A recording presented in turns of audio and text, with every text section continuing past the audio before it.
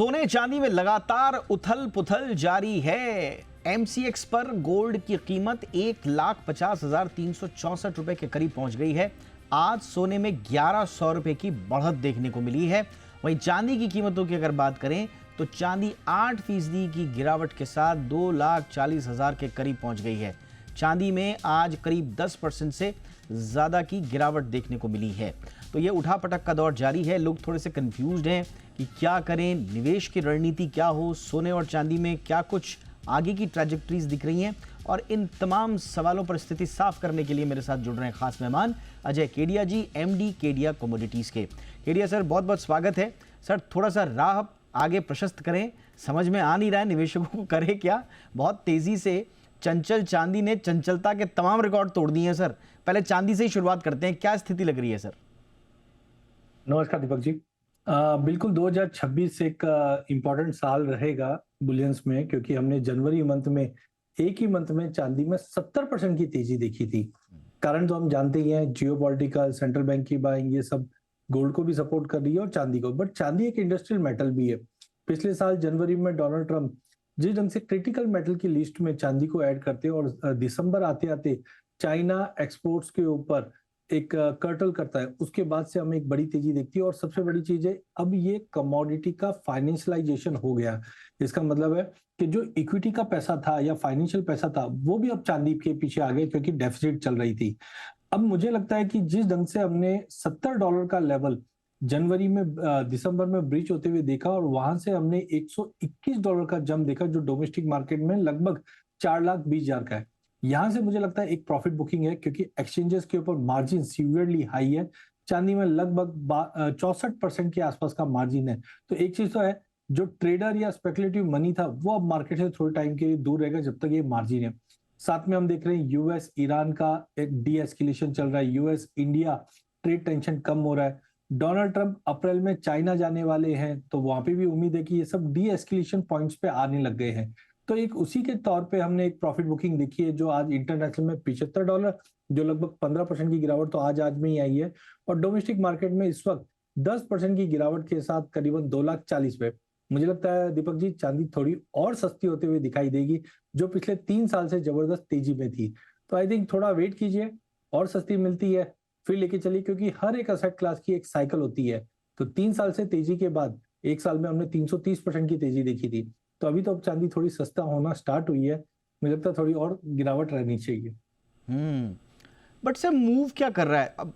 क्योंकि आपने जो 4-5 कारण गिनाए, उनमें से अगर वेटेज के हिसाब से देखें और हमारे दर्शक अगर आगे की रणनीति बनाना चाहें, तो वेटेज कैसे तय करें सर? जितने आपने कारण बताए मूवमेंट के, उसमें वेटेज वाइज आपको क्या लग रहा है, कौन सी चीज़ ज़्यादा ड्राइव कर रही है प्राइसेस को?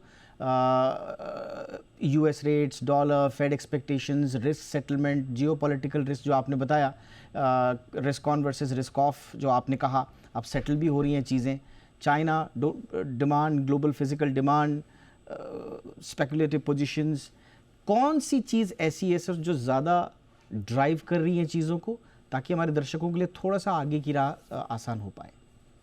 देखिए, जनरली जब भी हम सोने या चांदी में जब तेजी देखते हैं, तो एक आधे कारण होते हैं।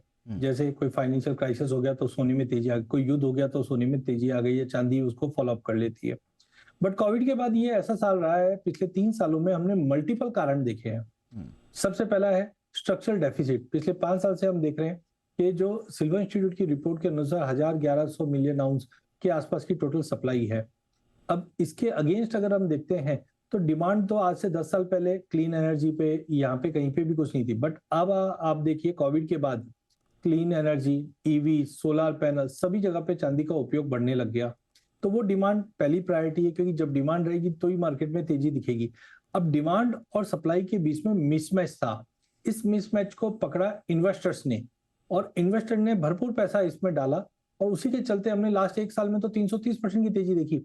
तो वेटेज वाइज देखते हैं तो मुझे लगता है कि कोई भी चीज के फंडामेंटल्स को टूल देने का काम जो होता है, वो होता है लीवरेजिंग मनी। और वही लीवरेजिंग मनी हमने इस बार चांदी में आते हुए देखा। उसी के चलते हमने चांदी में एक जबरदस्त तेजी बनते हुए देखी। तो अगर वेटेज के हिसाब से अगर मैं पकड़ूं, तो पहला है कि जिस ढंग से इन्वेस्टर के पैसे चांदी में आए, वो स्ट्रक्चर डेफिसिट, और साथ में नई डिमांड। जैसे हमने सुना था पिछले साल कि रशियन सेंट्रल बैंक भी चांदी को एज अ हम बोल सकते हैं कि रिजर्व में रख रहा है, फिर सोवेनियर फंड है वो भी कहीं ना कहीं चांदी में मूव इन हो रहा है।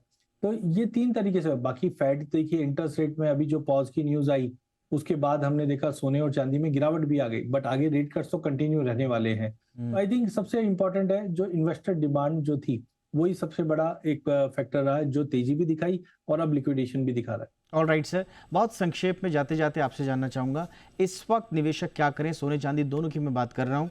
अभी वॉलेटिलिटी है, दूर रहें, पार्टिसिपेट करें, फ्रेश खरीदारी करें, क्या करें सर? एक निवेशक को क्या करना है, और अगर दूर रहना है तो कब तक, और अगर पार्टिसिपेट करना है तो किन शर्तों के साथ? देखिए, सबसे पहले तो मुझे लगता है कि कमोडिटी की एक साइकिल होती है, 3 साल की तेजी के बाद अब थोड़ी बहुत गिरावट की रहेगी, जैसे मैंने अभी बताया भी मैच्योर्ड हो रहे हैं। तो मुझे लगता है थोड़ा सा आप प्रॉफिट बुकिंग कर लीजिए, एसआईपी आपकी कंटिन्यू रखिए, क्योंकि मुझे लगता है जो भी गिरावट आनी है वो अगले 4-6 महीने में गिरावट आकर प्राइजेस अपने आप को एडजस्ट कर लेगा।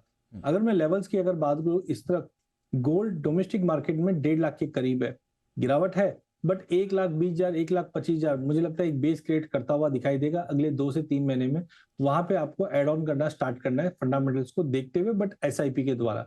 चांदी इस वक्त 2,40,000 के करीब है। चांदी चंचल है, मोमेंटम भी ऐसा ही रहता है। यहाँ पे भी मुझे लगता है कि जो गिरावट बनती है वो 1,90,000 से 2 लाख के बीच में एटलीस्ट यहाँ पे जाकर थोड़ी स्टेबल होगी, बट वहां पे फंडामेंटल देख के बाय कीजिए। बट अगला 4-6 महीना मुझे लगता है मार्केट में गिरावट रहेगी, कंसोलिडेशन रहेगा। उसके बाद फिर नए हम आगे भी लॉन्ग टर्म तो तेजी रहेगी, बट शॉर्ट टर्म में मुझे लगता है दीपक जी 1,90,000 से 2 लाख के बीच में चांदी और 1,20,000 से 1,25,000 के बीच में सोना आना चाहिए। तो मोटा मोटी 1.25 पे सोना और लगभग 2 लाख के आसपास चांदी, इन लेवल्स को आप ध्यान रखिए, और अगर आप उस समय कंफर्टेबल हैं तो फ्रेश खरीदारी कीजिए। और आगे की रणनीति कैसे बनानी है आपको केडिया सर ने पूरा जियोपॉलिटिकली और फंडामेंटल्स के साथ सब कुछ समझा दिया है। Thank you so much Ajay Kedia sir, आपने वक्त निकाला, बड़ी आसान भाषा में सब कुछ समझा दिया आपने। Thank you sir.